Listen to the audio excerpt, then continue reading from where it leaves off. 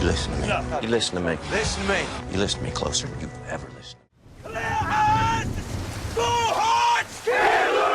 Hey, everybody. This is Brandon Collins. I'm Chris Allen. And we are Friday Night Lights Rewind, talking about episode 15 of season 1, Blinders, which we finally ripping off the Band-Aid. We get into the race aspects of playing football in Dillon, Texas. We knew it was going to happen. We knew it was going to happen. And we probably knew it was going to be centered around Mac, who always seemed to have some questionable he just seemed a little bit too aggressive. You know what I mean? He got that look. Yeah, anyway, yeah. He got the look. Mind you, they were talking to Mac about taking over for Coach Taylor when, they were skeptical. So imagine if Mac was the head coach at this time. I mean, he would have imploded way before this, because if he was the head coach, he would have already done like a foot and mouth interview that would have gotten him where he's at the end of this episode. Mm-hmm. Which is so wild, because you would think that Mac being around so long and being in the game for so long, he would know how to read the situation better. You would think that, but I guess he's just so clouded with like, I am who I am. Fuck it. Yeah. Think about this. Oh, I'm sorry. Go ahead. No, just the way he handled it when Smash was like, I just want to have a conversation. Because Smash is out here low key defending him. Like, he's not saying what he said was right, but he's like, yo, I think we're thinking too much about it. I think it's not that serious. I think there's a way for us to like move forward with this. And all these other Black people, including his girlfriend, who randomly shows up again, is like, I think you need to think about who Mac really is. And when he goes to talk to Mac, and Mac is like, I'm not going to talk with you and blah, blah, blah, blah, blah. I'm like, all right, I've been here. Yep. I've been here 27 years. I ain't about to explain myself to some too big for my britches teenager, blah, blah, blah. Yep. We're done with this. You know what I mean? And that scene, man, he called them junkyard dogs. Yeah. So I think the issue is, yes, Mac has been in that realm for 27, at least at that school for 27 years. Mm-hmm. And here's a problem: they've never had to police themselves, and now we're moving into an era where people are like, "Yo, fuck, are you saying?" Yep. You know what I mean? So you have a guy who's been in this business almost 30 years. And now things are going to change. He has to watch his mouth, when up until then, it's been like coaches, they kind of get a pass because they're making boys, and they're turning boys into men. This is what coaches do. But now they're starting to realize like the ramifications of what they're saying. It's just like, yo, you're saying it's about kids. Like, I went to a private Catholic high school, man, and like just hearing some of the stories from my friends that play football, some of the shit that these white coaches would say. Like, I know like one dude was telling me, the coach, he said he didn't want to hear any rap music in the parking lot when they were pulling up. So like this little shit like that, just to control, like they just show their this thing for Black people and Black culture and what we like, just trying to take your joy away any way possible. 100%.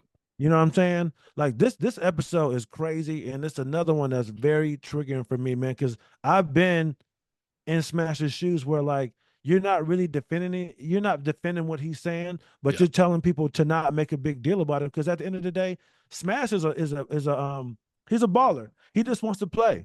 Mm-hmm.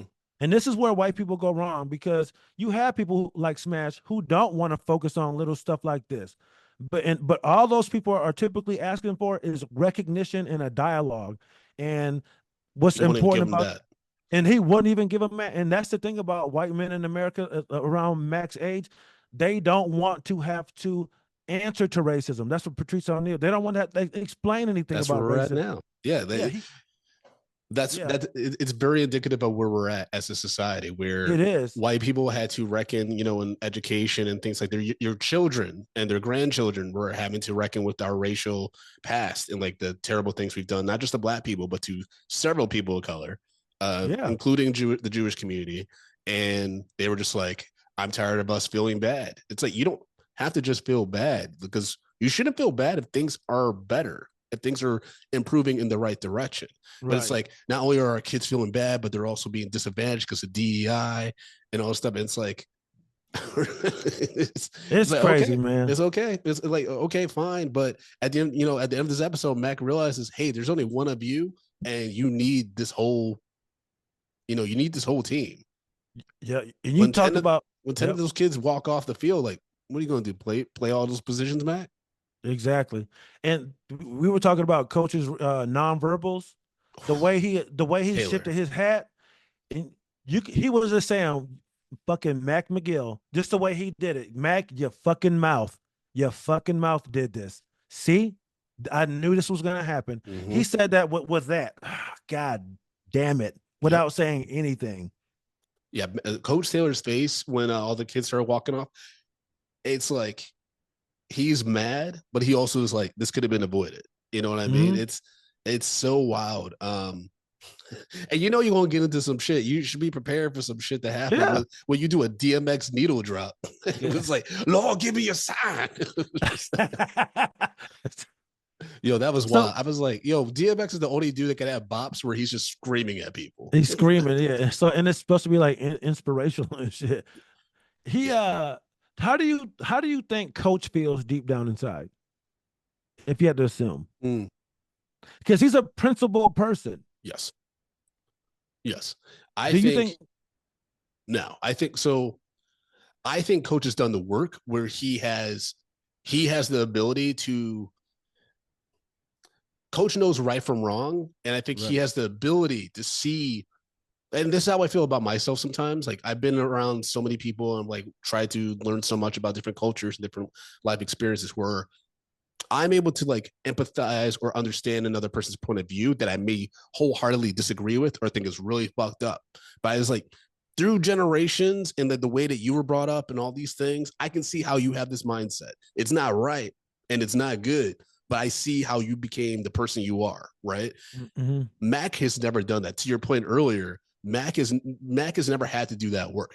He's always been Nope. able to do like his own thing at Dillon, Texas, since the fucking 80s or whatever, right? Right. He's never Yep. had to reconcile with that because probably when he was playing football, it was the good old boys club, and he was able to say whatever kind of shit he wanted to, and there's Exactly. gonna be no repercussions. Like, what are you gonna do to me, boy? Nothing. Exactly, because we'll fucking take Exactly. you out back and beat you to death, and we'll get another one Exactly. just like you to like fill in your suit. Hmm. Like, you know what I mean? Like very, dismissive probably of the other black athletes or people of color that they worked with. And so I think Taylor I think Taylor is probably moderate politically, right? I think Taylor's probably a moderate. And so like because I know a few folks have posted on social media like Coach Taylor would have voted for Trump or something like that. I'm like, I don't think so. I think if anything, he might have just abstained from voting. He's one of those dudes that's probably like, I don't vote. Yeah. I can see that. Yeah. And here's the thing that What was do you funny. think? Man, you know what? I feel you. That's the thing. I don't know because you look at Tammy, um, the way she talks about things, she seems like she could be a fairly, liberal woman, with the birth control and all that kind of stuff and understanding women's stuff. But they also are Christians that live in Texas. Mm-hmm. So I don't. So what kind of people did they turn into? You know what I mean? Because there are people who are Trumpy that I never thought would be, and then he comes along, and all of a sudden it's just like, oh yeah, Well, you know what I'm saying? remember at the end of the series, spoiler everybody, but they end up in Pennsylvania. So not that Pennsylvania is much better, but Outside of Philly, yeah, yeah, Pennsylvania is basically the Alabama of the North, yeah. So, but the Florida of the North. yeah, Ohio is Alabama of the I North. think I do think that Taylor is the kind of guy though, like being a girl dad and having two daughters at that point, Mm, and obviously having Tammy as his wife. I think that, like I said, either he's gonna like vote like liberally and like lean that way, or he's just gonna be moderate and like probably not be politically involved that much. I can see Taylor doing that, and he doesn't mean anything by it. He's just like it's just something I can't control. It's something that like is the right, least of my worries in life. Like I just see Coach Taylor being that guy, but genuinely right. being that dude. Because some Hmm. people say that shit and it's performative, and they have these deep rooted thoughts that they just don't want to be public because they know that it could fuck up their money or job Hmm. security, what have you.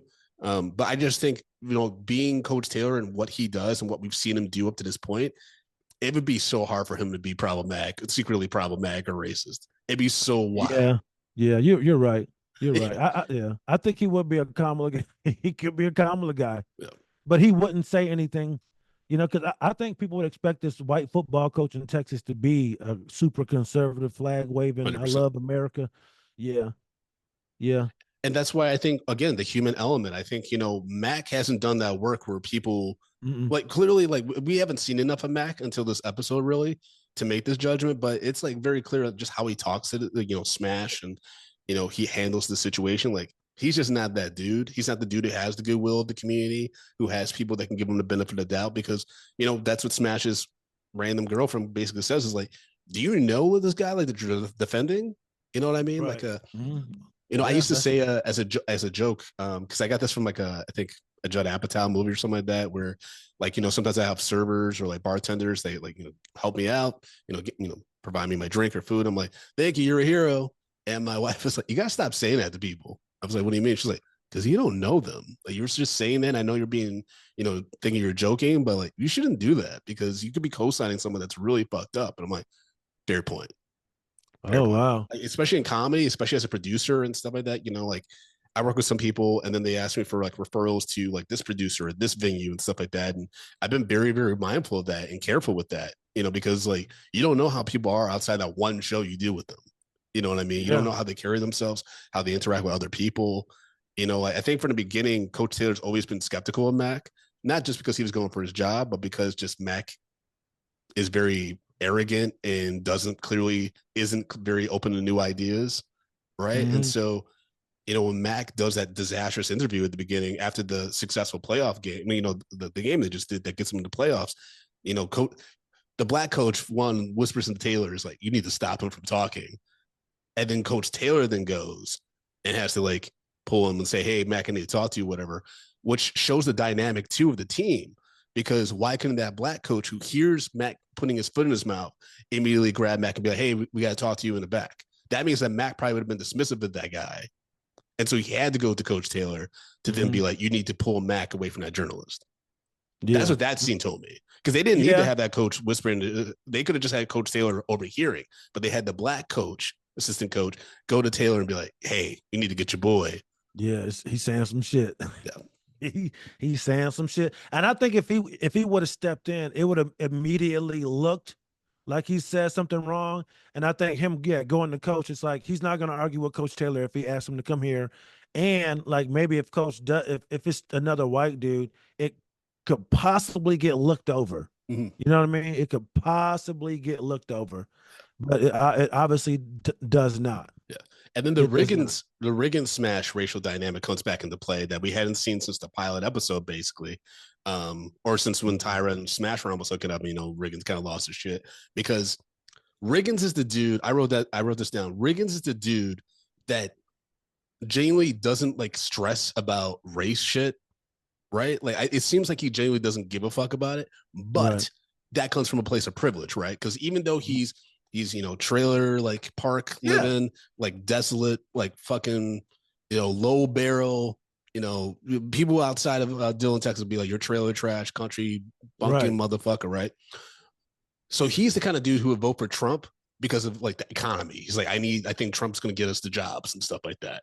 And then like, his black friends like, but bro, he's fucking destroying black history, all these things. It's like, yeah, that sucks. But like, I really need a job. You know what I mean? Like, I'm not racist, bro. We need a wall. Yeah, we gotta have a wall. Or that kind of, he's that kind of shit. And so, because I'm a he has business that owner. Yeah. when he talks to Smash, it's like, talk to your boys about standing down and like, this is getting too out of control. And I wrote down Riggins is like John Travolta in the OJ American Crime Story series, where he's like, you're pulling up, you're turning up the volume, man. We don't need more heat. It's like, hey, shit's getting crazy out there. Because Smash is trying to be as fair as possible. Like, he's trying to be as moderate as possible about the situation where it doesn't get out of control. But everyone keeps going to Smash to defend this dude. And then he's like, but this guy basically spit in my face when I try to actually like have a real conversation with him, man-to-man conversation. So that's why Smash goes to the church and he gets the black players and he's like, yo, we're going to stand down when Mac tells us stuff to do. Right. Like, yeah, because Mac did that to himself. And I think that's what's so, he did. That's so interesting about where we're going now, because the team hasn't really reckoned with the racial dynamic, and they had the little commentary about Dillon, Texas was the last school to really integrate in the community and stuff like that. And Mac's like, well, that's not a big deal or whatever. And then he's like, he's like, and I'm saying in the good way, they're like junkyard dogs. They boys like Smash have a natural gift for running the ball. And then the journalist's like, so you're saying whites are inherently smarter, that's why they're often the QBs? And he's like, you said that, not me. Yeah, not like, me. Yeah. Mm-hmm. And then he goes, I'm not saying that all black guys are dumb. So fucking, but I mean, the black quarterback conversation's been prominent, like in a long, in sports for a long time. You know, I mean, and now look at it. It's just like you got Lamar Jackson, you got Jaden Daniels. Even though they're a little bit long in the tooth, you got Jameis Winston, still got Jamarcus Russell, Deshaun Watson. A little problematic, and I know Jordan Love, and there's some others that I'm forgetting because I'm not the biggest NFL guy. Yes, but like right now, it just seems like it's all the rage. I can't even say that. We're just fucking killing it right now. There's another dude I'm forgetting too. He's Arizona's quarterback. He's fucking dope. But and depending on who you ask, Patrick Mahomes kind of counts. Patrick Mahomes, he's black. Trust me, he counts because I always tell people like if you caught the dudes I know, is he black? I go, yeah, because if he got caught fucking your girlfriend, you would have 100% like call him a nigger for fucking your girlfriend. Yep. So like that's what I would boil it. Whatever you would call them, if you're mad at them, that's what they are. Even if he sounds like Kenny Powers, he's still black as fuck. He does, and like a little Kermit the Frog in there. He's a black Trump dude. He's a black Trumper. Hey man, yeah, it's wild, man. But there was something else I was gonna say about the so yeah, the whole thing with Smash and the church and Waverly. Yes, Waverly pops up again randomly, right? But here's the thing, man. It just maybe I'm thinking about this too deep. This what I'm about to say these next couple of points, but like she was such a like powerful piece in this, even though it was a very small piece. Yes. It was like it just showed like how you need a strong black woman who, because she seemed smart about all this shit. And she was not afraid of ruffling feathers. She was gonna tell the truth. And she even recognized at her young age, like, yo, I know you're going through a lot of shit right now, but you gotta know this shit really is bigger than football. And unfortunately, like as black people, we want to be the Riggins and not have to worry about that shit. You know what I'm saying? We don't. We don't want to have to worry about that. But you realize when you go to a Mac McGill and they don't want to have the conversation, you're like, you know what? I can't do this then. If we can't even have a conversation, because I'm out here low-key kind of defending you, saying you're not a bad guy, and now you don't even want to talk to me, basically calling me a little boy and a kid and all this kind of shit. And I think that hurts too, because deep down inside, yes, I understand kids and teenagers, they don't have a perspective of how the world works. They can be blind to a lot of shit. But let's not forget, we also always talk about how honest and true kids are. But when it's about us, we don't want to believe that shit, because kids can just distill shit down to like who you are at your core, and that shit hurts because a lot of there's no malicious intent there. They're gonna tell you, yo, you smell bad, your breath stinks, or like you're not killing it right now. And that I really think that hit home to Mac. I have a child telling me that I'm fucked up and they want to talk about it. Yeah, who the fuck are you? That's his only defense. That's zero to little emotional intelligence. He doesn't want to talk about it. You said it. He's never had to. He's never had to process that shit. He hasn't. And you hear the town of Dillon debating this on the radio, like one host is like, he's like, he didn't say monkey, he said junkyard dogs, but he's like, that ain't good though, folks. It ain't good. And then some people are like, well, you got to think about it, blah, blah, blah, blah, blah. And I'm like, and of course, this whole storyline coincides with Smash's mom trying to buy a new home and stuff like that. And, we later find out that the loan has been denied and that she has to pursue another loan. And my wife pointed out, she's like, but isn't she a nurse? Like, she should qualify for some kind of loan. Like, you know what I mean? Like, but I was like, hey, it's Dillon, Texas. You never fucking know. It's Dillon, Texas. Yeah. And that shit, yeah, she's a single black mom. Because I know you've heard the stories about black homes being appraised like way lower than white homes, shit like that. I mean, redlining itself is just insane. Like, folks, Google redlining if you're not aware. Or we talked about it on a Drunk Black History episode, live February episode with Dr. Andre M. Perry. Look for that episode. He talked extensively about redlining and the statistics around black ownership and the devaluation of black property, things like that, for sure.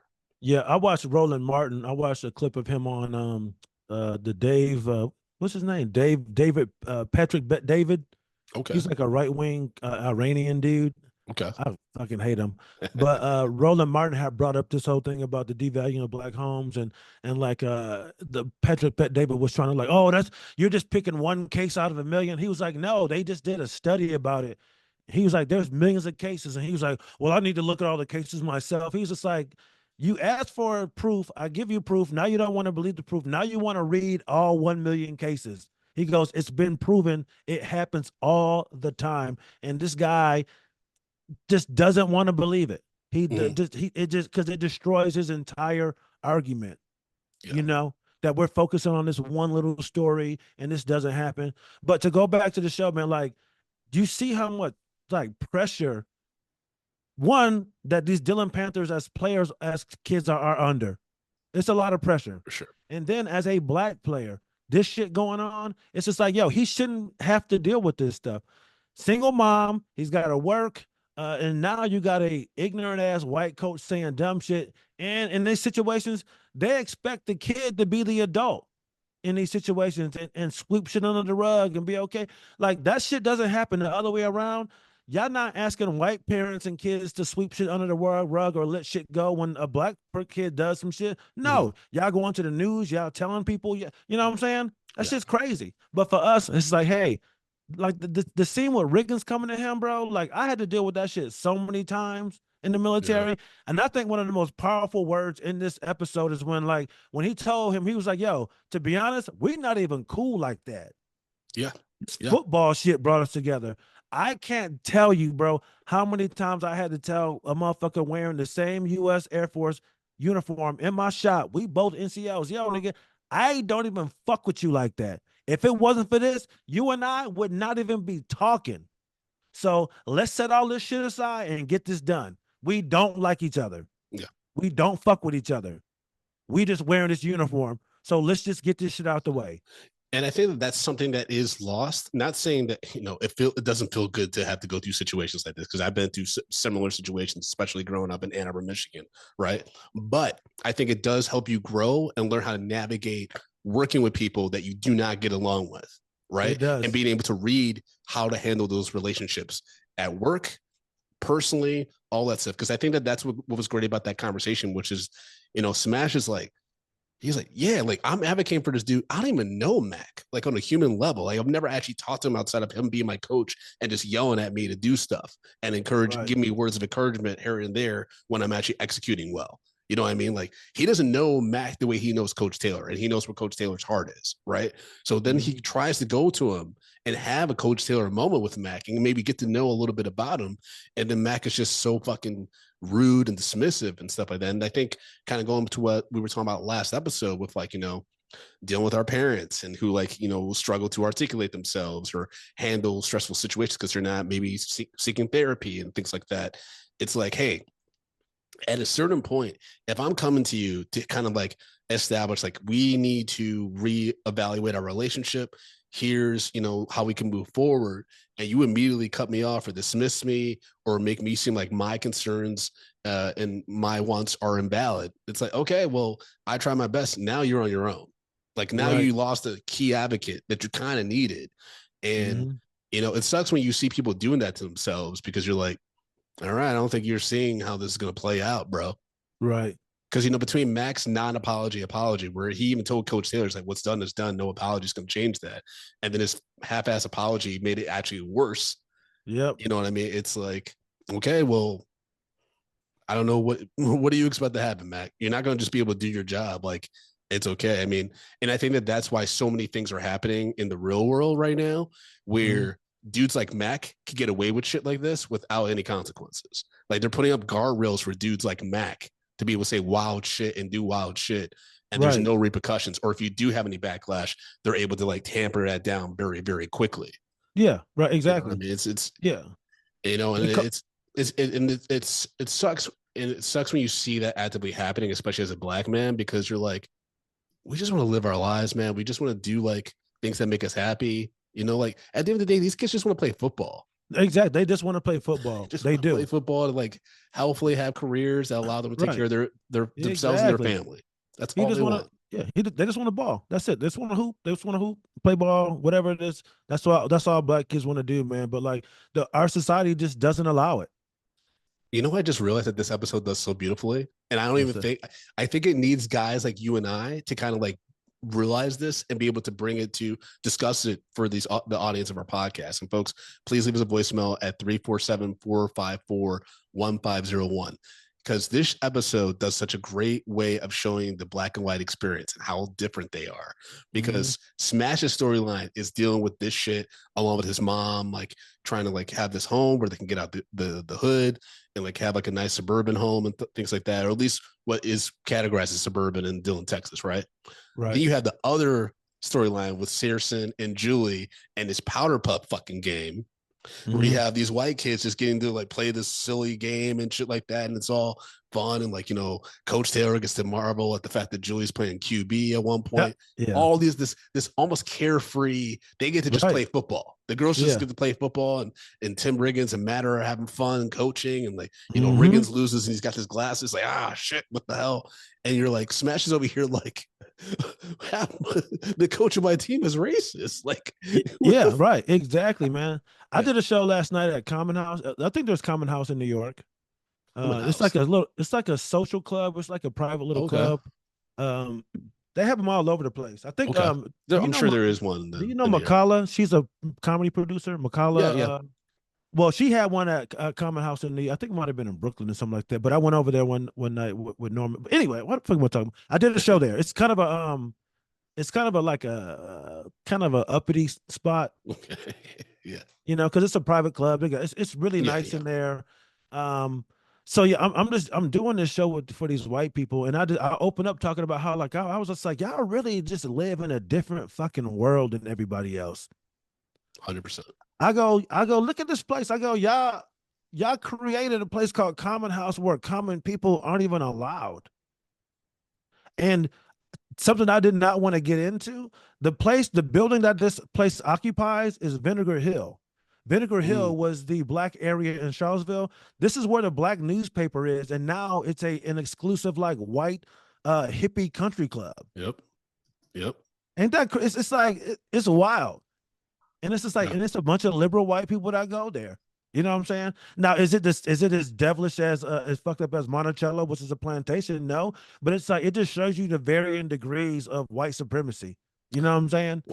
Well, that's what's so interesting. And again, like, I mean, we're already here, so like, you know, politically minded conversations what we're gonna have. But that's what's, you know, you're saying like they were liberal white people, and I'm sure that those people think that they're very liberal and like their ways. But if you were to be like, hey, we're gonna open a school for low income kids down the block from your brownstone or like luxury building, you're gonna see all kinds of people at the community board. I think what's so wild about where we're at now, and we talked about this before in the podcast, like I have conservative friends that did vote for Trump, and you know, it's been some weird, awkward conversations we've had, and then some that we haven't had, right? But we've had enough conversations where I know where their heart is, where I know why they vote the way they do, even though I've had, you know, similar to like what I talked about, where I'm like, hey, but you know, like this person is doing these things that are not good for people like me. And we've had conversations about that, right? Especially liberal white women they're not transparent about how they truly feel. And I think that's why you always get the voting results, and you're like, white women voted like 60%+ for Trump. And you're like, and people are like, how? And you're like, they want, at the end of the day, white women want to be comfortable and safe. And guess what? Donald Trump kind of, even though he's racist, but that's their pawpaw. I know my pawpaw. Yeah. You know what I'm saying? I think did his granddaughter literally say something like that? Probably. I think Trump's granddaughter literally was like, my grandfather is like the sweetest man in the world, blah, blah, blah. Exactly. That's a granddaddy. So I can see why that it can be appealing to you. You're right. They're not transparent about it. Yeah. And I also think that, sorry. No, go ahead. I was liberals also eat their own. You know what I mean? Like in this episode, Matt actually, he says at one point, because Landry's kind of teasing him, We get Landry back. Landry pops up. He's the powder puff referee, which I thought was hilarious. Jesse Yeah, he Plemons was played great. that hilarious. It's especially when he's going against Taylor. Yeah. Taylor's oh my god, like wife and I were laughing a lot at that. Yeah. Um, That was cute but scene. Matt Searson tells Landry, he's like, "You're retarded." Mhm. Right. And I wrote down offensive, but natural for how teens talked during this time and probably still talk. You know what I mean? Yeah. But now if you had that in a show, you might like have a bunch of people protesting and stuff like that. And I think that's where it's challenging, right? It's like, how do you allow people to, especially when they're teens and preteens and they say stupid shit, like we gotta give a little bit of grace for when teenagers especially say and do some wild shit. But at the same time, it's a fine line with that because Matt saying that, and then you have Landry maybe says the N word, and then it's like, okay, well now we, but it's like, how come I as a black person can get offended with that? But then if I'm mentally challenged or I have a family that's mentally challenged, how come I can't equally get upset with Matt saying this? You know, and Yeah. it's complex, like, It situation and is. stuff. But I wrote that down, like, that's why this show is such a good conversation starter because you talk through these things, and sometimes you don't have a final decision or like who's right or who's wrong. It's just like, hey, just It's a, acknowledge that's fucked up, and maybe yeah. try to think of a different way to articulate yourself or make fun of your Yeah. friend.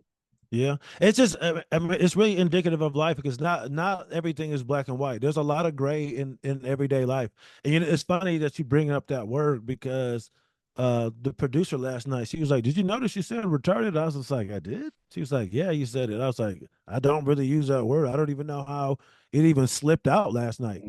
I Yeah. don't even know how. I I don't mean, know." maybe you're like everybody else and you're getting angry or you don't even realize how angry you're getting. Because Yeah, I'm I've trying. I've had a lot of conversations recently with people who are like, I feel so angry all the time. And I'm like, You yeah. know what? If, to be real, because I tweeted retarded a couple days ago. I said Donald Trump is a fucking retard, Mm. and I like I'm all for like not hurting people's feelings, but I'm like, man, they've taken away words for us to describe somebody just being fucking ridiculously stupid. Yeah. So I'm like, you know what? He really is to me like no disrespect to that community, and I might sound like an old man, but like, what is this man doing? Mm.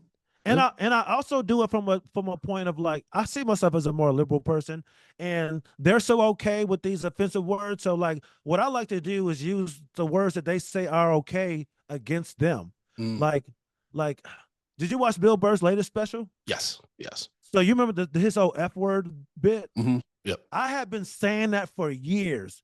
I was like, yo, we should call these people that word. And when I saw the special, I was like, oh my God. I go, that was my joke. But I go, you know what? I couldn't have got away with that at the level that Mm-hmm. I'm in. That's gonna cause so much trouble. Yeah. And Well, then when yeah.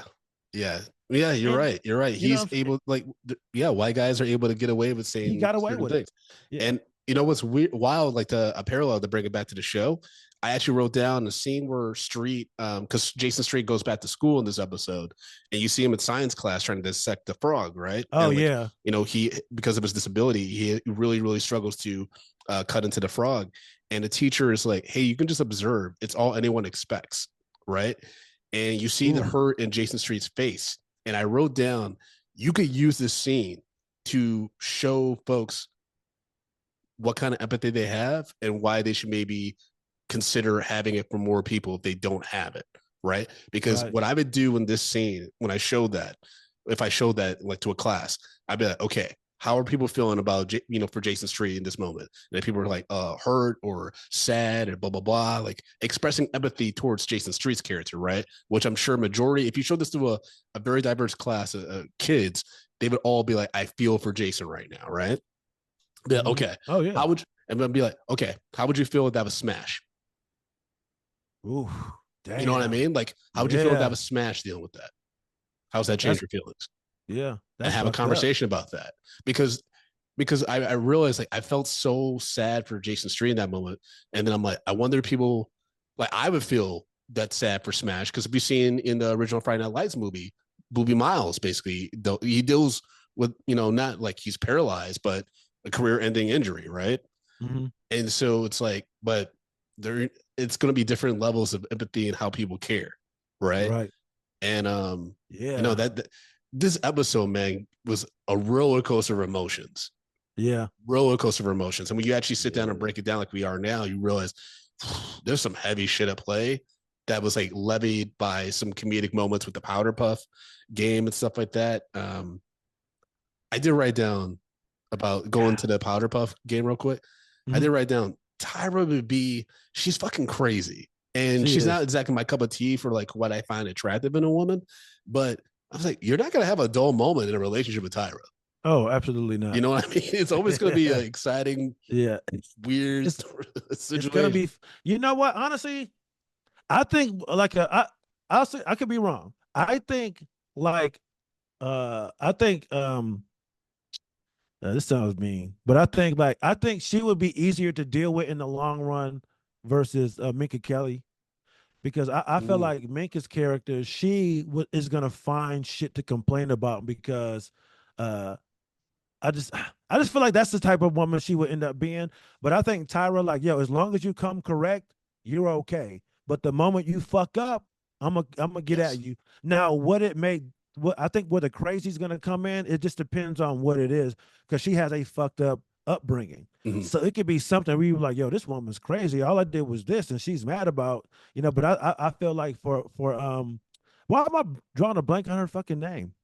Lila. I think for Lila, she's really going to manufacture shit because she's had a little bit more of a cushy life.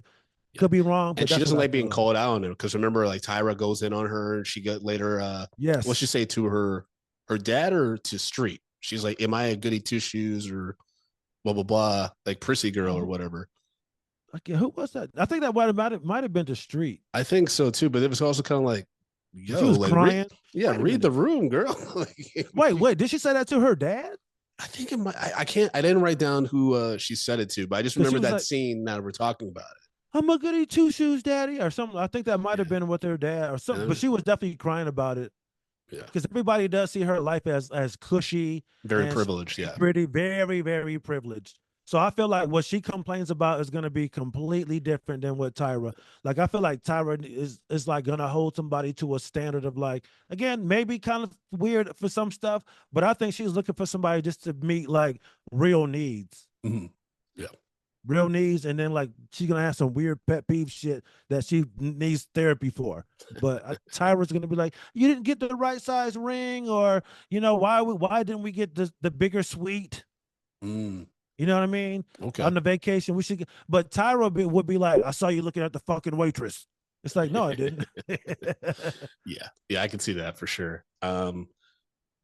Yeah, man. This episode was interesting because, like, it's just so many different storylines at play. They all kind of they blend well together. Like, the editing was actually really good, going back and forth between all these different things. It was, yeah. I wrote down, though, when Matt and Tim are made the coaches, and Tyra and Julie are forced to play the Powerpuff because Tammy makes them do it because they've been cutting class and stuff like that. And Julie's face when she just got her arms folded at the bleachers, and Searson's like, he picks her fourth, and she's just so salty about it. I was like, I love this show because I can laugh at these moments that feel so real, because in life you go through these really awkward moments where if you were outsider looking in, it's comedy. But in real life, in that situation, it's like, Searson's just like, oh man, this sucks. Like, he's so uncomfortable, but it's so fucking funny. It's so funny because when you think about it, it's like, dude, this is high school. None of this shit matters, but like, yo, this is the world he's in right now. You know what I'm saying? Like, this is it can't get any more real than this for him. 100%. That's the coach's daughter. Because all it takes is for him to say one thing, and then boom, coach is turning on him like, yo, what the fuck you say to my daughter? Yeah, bro. Again, going to coach Kyle Chandler. I want to see him do more comedies. But I don't even know if he's done comedies. But when he's told that Julie is when Julie tells him that she's a quarterback for the Powderpuff thing on his face processing that and then smiling is comedy gold. I was like, yo, I love Kyle Chandler. He was so good because the switch from being, again, the ability to compartmentalize, because he was like, we don't know what the punishments are going to be. Don't you be flipping with me. Yeah. What's wrong with you? What's your problem? Can I tell you something? Don't break our trust. Don't take our trust. That is, yeah. How serious, honestly, Okay. how serious of a conversation is that with your teenage kid, Mm-hmm. your daughter? She's skipping school, that she's hanging out with a girl whose sister's a stripper. Her mom is just wandering out there. You know what Having I an mean? affair with Buddy Garrity. Having We're an we're affair with slowly Buddy learning. Garrity. You know, Because Buddy didn't play and that scene right, man. He brought yeah, all this food. It's late at night. Tyra's there to pick up her mom. And he's mom just like, looking kind of good. yeah, he's like, oh, we just got to do some paperwork. Your mom's great, though. It's like, buddy, offer the girl some food so it doesn't look so sus. Like, Yeah, come on, man. This is very easy to not look yeah. crazy. Yeah, and turn the motherfucking show floor lights on. Y'all just in the office with the lights on. It's the mode. The Yeah. mood is set. Yeah, you He think about gonna to be fucking. They're he gonna be about to fucking hard wine in and that desk. dine. Yeah. Yeah, this is the beginning, Oh yeah. Yeah. Buddy's like, I'm gonna plow down bro. this lady. I bet you that thing hit too, because he got the just the boring suburban wife, and then he got the like I used to be hot trailer mom, Mm-hmm. desperate for a job, and she see him as the big time car dealer man with the money. Oh man, they are having a great time, my friend. When was that? Yeah, they're They're having a having a great good time. time. That's hilarious. Think about this. Yeah, I bet Tyra and them eat pretty good. She work at Applebee's, so she probably taking home a lot of wings and fries. They doing all right. Yeah. Salads. Oh, speaking of Applebee's, I didn't ask you this last episode, but when the football players eat at like places like Applebee's and stuff like that, do you think they get their foods comp? Probably 20%. I'm thinking at least a Like discount. a discount, right? Okay. Yeah. Maybe if it's just them, they might get like, oh, you can get a free pop. But like when everybody there, I think probably just a big discount. And there might be one or two people who don't pay shit. Okay. But I don't think they're giving the whole team uh free food. I wish we knew more about the scene where Smash is kind of yelling at his mom about Baxter taking his spot. I wish we would find out more about Baxter. Yeah. Yeah, because they don't really show him. Yeah, we don't Show him at all. But like, it just shows you like, yeah, there's still shit going on with the team. Like the team is moved on, even though Smash is. But okay, there was something else. Let me look at my notes.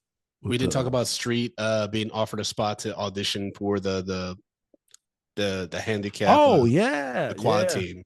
The quad rugby team. Yeah. And so he might do that, and if he makes a team, he could potentially go to the 2008 Summer Paralympics and things like that. And he shares the news with Lila, and she's like, "Well, what about school?" He's like, "Oh yeah, I don't know no more." He's so lost. He's just so lost, man. He is.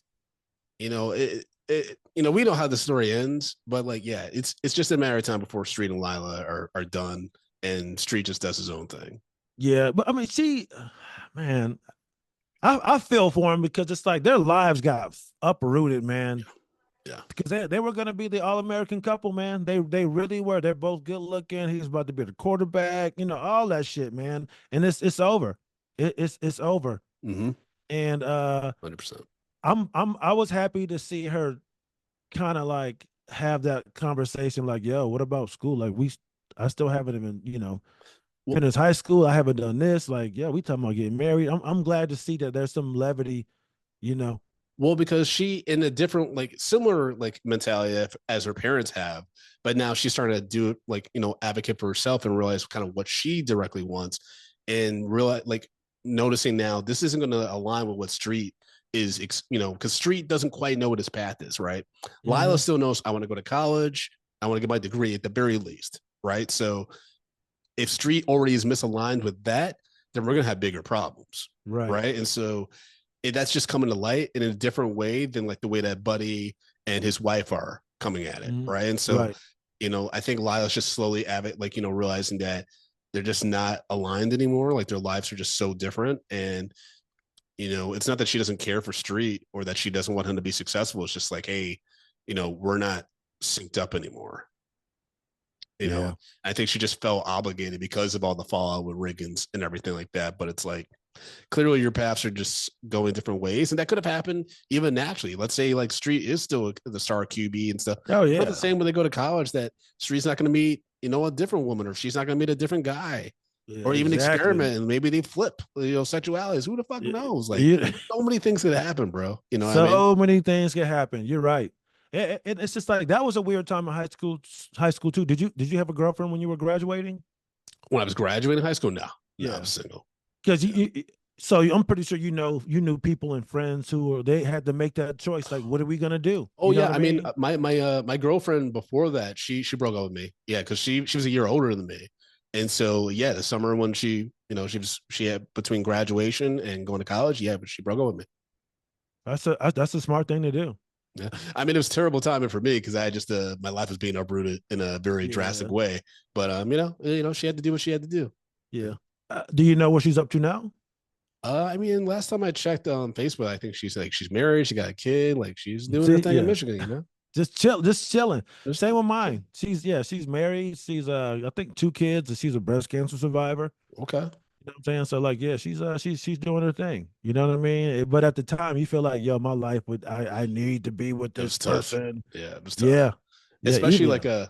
because she was older than me, like I'd spend so much time with her and her friends who were seniors when I was a junior. Like, I by the time I got to my senior year, I was kind of, oh shit, like I have friends, but I don't have like as many as I could have, or I like didn't do as much stuff with the people in my class, so I had to do like a little bit of catch up, everything like that Hmm. to reconnect with people and everything like that. But relationships come and go, until you get married, obviously, and then Yeah. that's the long haul. Yeah, yeah. Even some of the marriages, it's like, yo, this really isn't beneficial to anybody. You know what I'm saying? Yeah. Especially like if two people don't want to work it out, man. Like I know somebody right now who's just like they at their wits end with their marriage, and I feel bad because it's a really good friend, but there's nothing I can say. You know what I'm saying? Yeah, that's It's what's tough is like yeah. Yeah, my grandparents were like the model for like longevity for relationships. They were together for decades, and that's before they even got married. Like they were and yeah, man. Like it's just but then, for me what's tough is you see as they get older and then one of them passes. That's like when my nana passed, dude, like and my grandfather just grieving. That's one of the most heartbreaking things I'll ever see in my life. Like, yeah, just him dealing with that, like his life partner that he's known since he was a kid. Like that was fucking. So sometimes I look at yeah. my wife and I get emotional. Like, I'm like, I think about the opening up and shit like that. I'm like, man, I really like I hope I go first because that's gonna be hard. That's gonna be hard It's for either one hard, of us, man. Yeah, been with somebody for 50, 60 years, and then boom, one day you can't talk to them anymore. They knew everything about you, and yeah, it's just over. It seems so cruel. You know what I'm Yeah, saying? it does. Yeah. It seems very, very cruel. Yeah, man. Yeah, this But just it's like again. I think we say this every episode. They're all dealing with so much like serious stuff. I So wrote that much down. serious stuff, That's one man. of my notes. One of my notes is literally, man, this show is so good at showing everyone going through it. Going through it and so many different levels. But Mm, they did a great job with the balance on this one, where it's like the heavy racial shit, and it's just such a microcosm of America where like yes. black people be going through so much shit, and then 100%. white people out here just doing fun stuff. You know, Yeah. I talked about that last night with the with Common House. I was like, y'all just so bored. Y'all just start making stuff up, geocaching. Like this Yep. this fun stuff. I was like, that's how y'all die. Y'all die doing weird stuff. I go, we get shot trying to get candy from the grocery store. Yep. You know what I'm saying? Oh, It's a Bill different. died in It's a Machu whole Picchu. different game. It's crazy.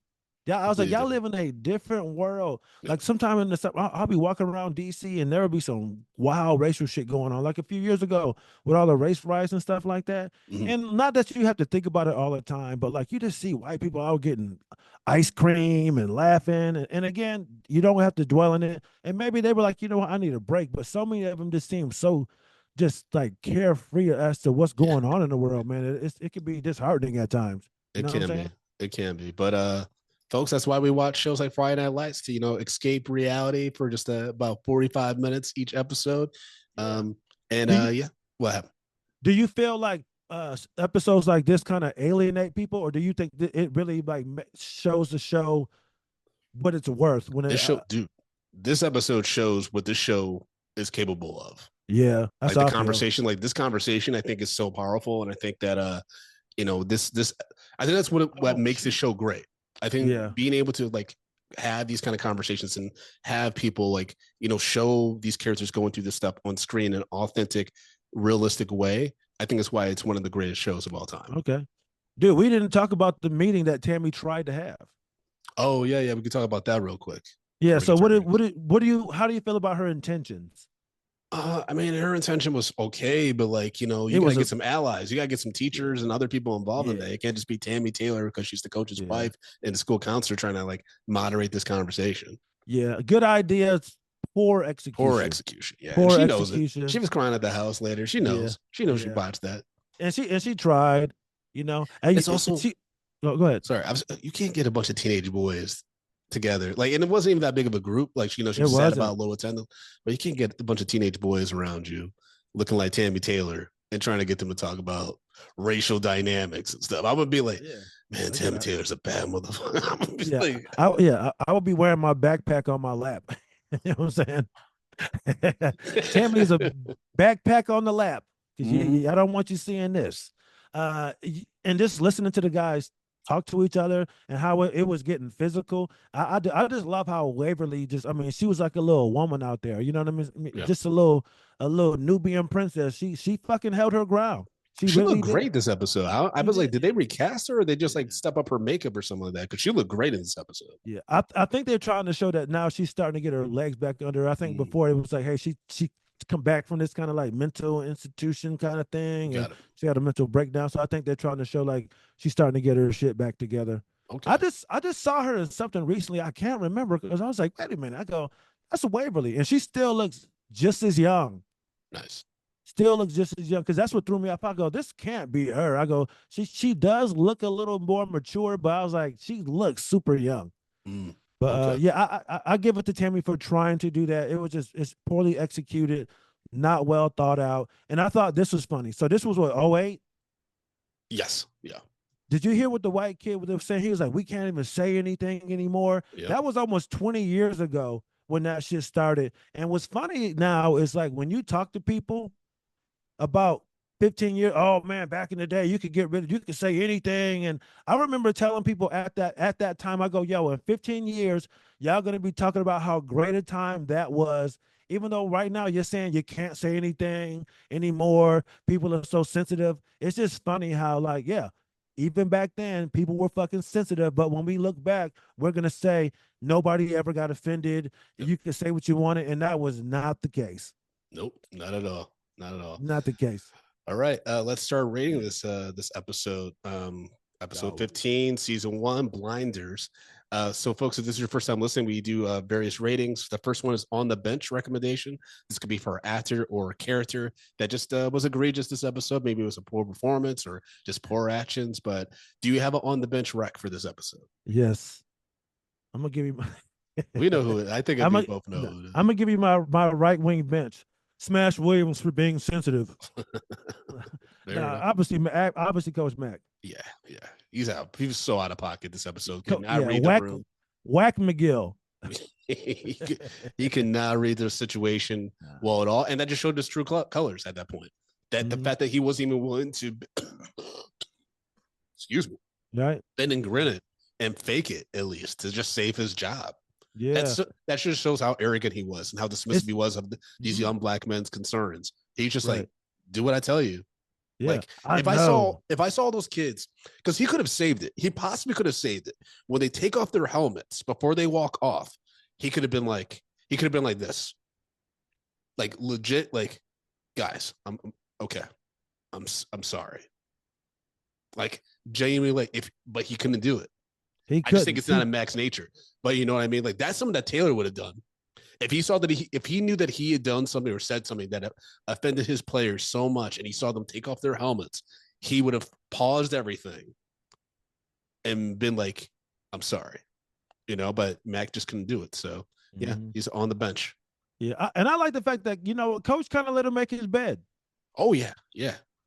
He let him make his Mac was conspiring against them. Why not? Fuck he it. was. Yeah. Well, that shit comes back around eventually. Yeah. He was like, see, You see? Yeah. Man, honestly, like that scene, man, like them walking out, it really makes me feel a certain way. Mm. And like at that moment, because you know how they were panning, showing the players. Yeah. I'm like, yo, man, I go, these are boys, man. Like, why the fuck are they dealing with that shit? Yeah. They just want to play football. You know what I'm saying? And then the white kids on the team, there are some like Matt Saracen who get it, but there are a lot who don't. And they like, yo, and see, and this is when that fucking racial rift starts. Mm-hmm. Yep. It starts. Oh, the black players are sensitive, and it's just like, no, man. There's right and there's wrong. They should not have to put up with that. If somebody did some shit to your white dads would show up and say, "Y'all not fucking playing until my boy is treated right." You know what I'm saying? Yeah. Like white men don't put up with this type of shit, but they expect us to, and then wear a smile and brush it off. And it makes me so happy to see this shit, man. I thought they did they did a great fucking job on this episode. 100%. All right, and then for our rating, our recommendation for MVP character, this is a character in the episode that exhibits good character traits and leadership and all the good stuff. Do you have one for this episode? This one was a weird one. Because I'm gonna say Smash. I'm gonna say Smash. Okay. Why? Yeah, I was gonna do that, but let me. Fuck. It's hard because it's like there's a lot there. Again, he's not the best actor, but I felt like the role that he played, he did a good job. Yes. He took right. You know what? Character wise, I'll say Smash too. Like I think if I'm not like discounting because we had the game ball for performance, guys who plays Smash isn't going to get the performance from me. Yeah. But like you're right. Like character wise, Smash, because Smash was trying to be very fair. Smash gave an opportunity for fairness, and then he realized that Mac isn't the dude to advocate and to stand in his corner for. Yeah, he was very mature about the shit, man. Yeah. He was very mature about it. And what I loved about that too is like if you really think about it on a deeper level, like right, Smash's mom is all about him doing football to have these positive male role models around him, and Smash has bought into that. And I identify with this because I was like that too. Yeah, you buy into these men who like, why else would you want to be around fucking teenage boys? Like it's fucking unless it's for creepy and nefarious reasons, right? So you must genuinely care about me and this love of the game, and to see Mac not adhere to that, you're like, okay. Now, as a teenager, I'm learning that some adults are just not to be fucked with, or they can't be trusted. You can't trust them. So, okay, Mac, I see you now. I see who you really are. All right. And this is what I have to say about that. This is how I respond to that.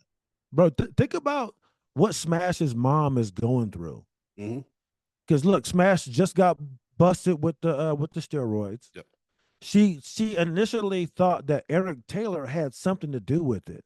You know what I mean? She had to reconcile that in her brain. Now she find out this nigga's racist. Like, yo, what's going on with my boy? Because now you have to think like, yo, what are they saying to him at practice? I've trusted him. You probably think about those nights. Hey, ma, Mac has to give me a ride, or he gonna drop me off at the hospital so I can ride home with you, or I'm going here. Not all that shit. You start to think about that. Who is my boy around? Anytime I see Tommy Tuberville on TV, that he's a politician now, I think about the scores of black people over the years that sent their sons to play for that motherfucker, man. Tommy Tuberville and numerous other white men in this country get rich off of dudes like Smash Williams, like real ones. And to know that they have these opinions about people who are putting money in your fucking pocket, you don't even have the balls to stand up and apologize and realize what you said is wrong. That shit is fucked up. But like we were saying, Coach Miguel has never been in the position where he had to examine himself, because at the end of the day, these parents and these players, they wanted their sons to be better men, play college football, and be successful in life. And part of that lesson is you're going to hear and have to do things you don't like. And this is part of it, because sometimes you're just not going to like your boss. You know what I'm saying? That's how they try to pass this shit off. But it's like, yo, you have an adult being racist towards kids. Yeah, man. And and they expect us to be the adults. Ain't that crazy, man? Like, we probably been through that shit in our lives. We're 13, 14, and you got a 30-year-old guy saying some wild shit to a black kid, and we're supposed to be the ones to go, hey, it's okay, man. No, that shit ain't fucking okay. Now, if you did that to another adult, y'all can do that shit. But to a kid, you can't do that shit because they don't understand everything, and it's fucked up to do. Sorry. This episode is great, but it also pisses me the fuck off when you really start really looking at the shit, man. It pisses me. It puts like Saracen doesn't know. They don't know what to fucking do, man. Yeah. And you got Riggins' dumbass. Hey, man, he coming to his fucking job saying this dumb shit. What if they get into a fight? Now he get fired. Yeah. Tammy could have started a fucking riot. And it's just like, we get it, white people. Like, the road to hell is paved with good intentions. You don't know what the fuck could have happened in that room. Yeah. And at the end of the day, who's gonna get in trouble? The black kids. Yeah. You're right. You're right. Sorry, man. But it's a lot, bro. What's your take for a game ball performance for this episode? Me.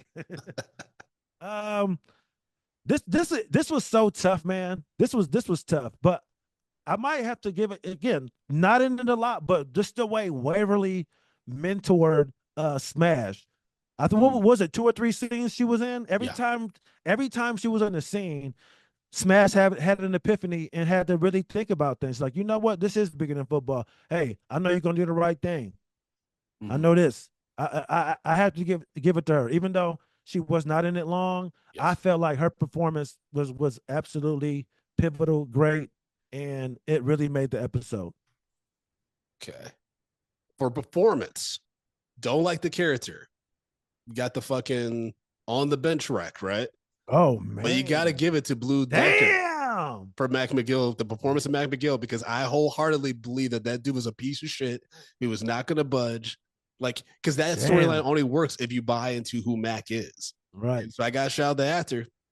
Again, he did. Problematic as fuck, but he sold that shit. He did. That's a damn. He always has some great picks. Great pick. We be ball picking, man. This is our show, man. That's a great pick. That's a great pick. It would be interesting. I don't know why he would have passed on. It's possible, but it would be interesting to find out like how he felt about playing this episode. Well, yeah, that would be interesting. You know, if you're out there, sir, come on to the podcast. Hit us up. Hit us up. Email us at FridayNightLightsRewind@gmail.com or leave us a voicemail at 347-454-1501. We'd love to have you and any other Friday Night Lights actors on the show. Yo, you know what? All they can say is no. I might just email him and go, hey, man, fuck it. We would love to have you on. Yeah. I mean, that'd be a weird first guest out of the whole cast, but fuck it. Why not? Oh, listen up, because Smash doesn't act. What if we was like, hey, man, we want to talk about one episode? What if we had him on and he's like legit that guy? He's like legit like, oh yeah, like I don't know why I'm doing this, you fucking goons. But our goddamn Jigaboo podcast. Final score for this episode, folks. If this is your first time listening, we have a scale from 1 to 10, 1 being a drunk Riggins puking on the field, and 10 being a Coach Taylor Hall of Fame speech. So, Chris, for episode 15 of season 1, what say you? You already know this is a 10 out of 10.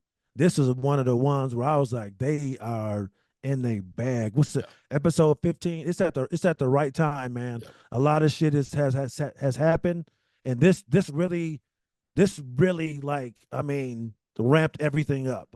Oh, for sure. 100%. Yeah, I agree with that. This is 10. This is a classic Friday Night Lights episode for me. It's so good.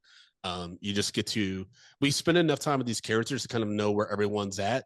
And, you know, to your point about like the intentions, like we know that Tammy's heart is in the right place, but that could have gone so much worse. Right. Yeah. And all these different things. It's amazing. It's amazing, like the different dynamics at play and how the storylines parallel each other and stuff. So it's a 10 out of 10 for me as well. One last point. I also like how this episode kind of like you said, it's always been brewing, but it popped up. And it just reminds me of the saying like how, and then racism reared its ugly head. It did, because I felt like the timing, everything is starting to get right. Smash is back. They're going to make it to the playoffs. Everything, as far as like the team, is starting to seem like, okay, it's starting to come back together. And then, boom, they put up Mike in front of Mac McGill, and now we have inner turmoil. Life is lifing. 100%. Yep. Life was life, man. Life is life. I love it, man. So good. All right, folks. Well, that's our episode of Friday Night Lights Rewind. Chris, let the people know how they can follow you, bro. You can find me on all things social media at Chris Allen Comedy. Watch my special on YouTube. Got to be honest, it's really dope. If you live in the Charlottesville area, we got some Don't Tells coming up this month, the 11th, the 12th, and the 25th. So if you're in the Charlottesville or Greene County area, get some tickets. But yeah, that's where you can find me at Chris Allen Comedy on all things social media. Get them tickets, folks. As always, you can follow me at Frodo_Blackens. I got some Drunk Black History shows coming up in Boston, Detroit, and Brooklyn. So go to drunkblackhistory.com for those tickets. And then get the Medium Popcorn Movie Review Podcast where me and my friend Justin Brown, we review movies, talk shit and stuff like that. We got to get you on, Chris, at some point. I would love to. But y'all can follow that on all podcast applications. But again, remember to leave us a 5-star review, Friday Night Lights Rewind, on your favorite podcast application. And also be sure to subscribe to our YouTube page so you get alert about all future episodes and stuff like that. Yeah. So, all right, we did it. Full hearts. Clear eyes. Can't lose. Can't lose.